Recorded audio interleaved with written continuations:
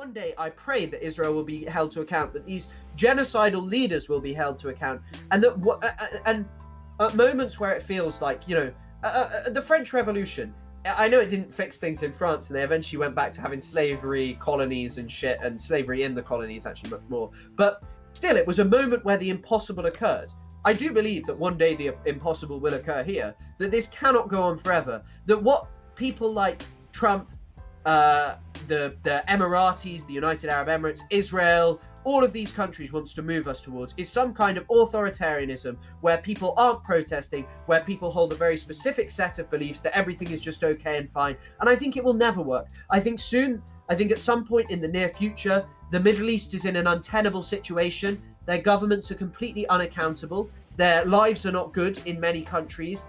And one day the Arab Spring will spring again, and these dictators will fall. Dictators fell in countries like Egypt that had lasted for 30 years, that were backed by Western dictators. Mark my words, it will happen again. No one, in fact, regardless of Giuliani and him being, I know that many people saw this coming, but Giuliani just being, a fucking Western puppet shill, no one, even who was an expert in Syria, really saw the fall of Assad coming. And unfortunately, it doesn't look like it's going to go in a positive or a good way for the region and such, and probably not for most Syrians, even if people want to believe that it will.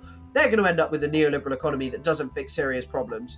But no one expected Assad to fall in the way he did. He was resilient for 14 years of, a genuinely insurgency backed by the West. He stayed, and he eventually fell at a point that no one saw coming over a matter of mere days.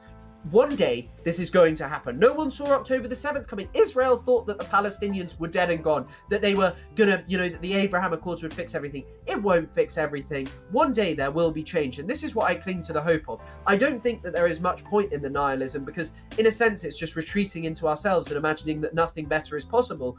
But Palestinians are a really steadfast people, and I will close this part of the discussion by just saying, my friend who was from Gaza, she would ask you how your day was whilst her family were experiencing these things, experiencing atrocities that most of us, we don't know.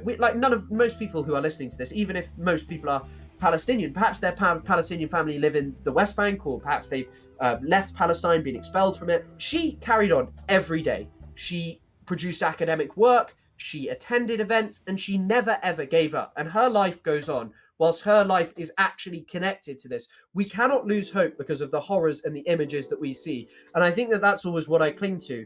That this isn't forever, that Zionism will lose, that this despicable ideology will be one day brought to heel along with all of the people who supported it. And this kind of authoritarianism people will see through, and the impossible will occur, and a reorganization of society will occur along much more equitable lines, because this is all untenable.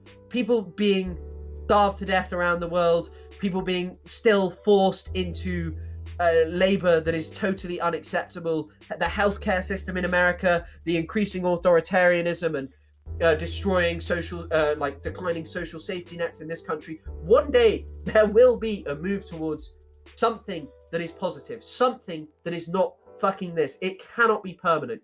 Capitalism is a pathetic system that justifies itself through crises, but it is one that will not exist forever. Beautifully said.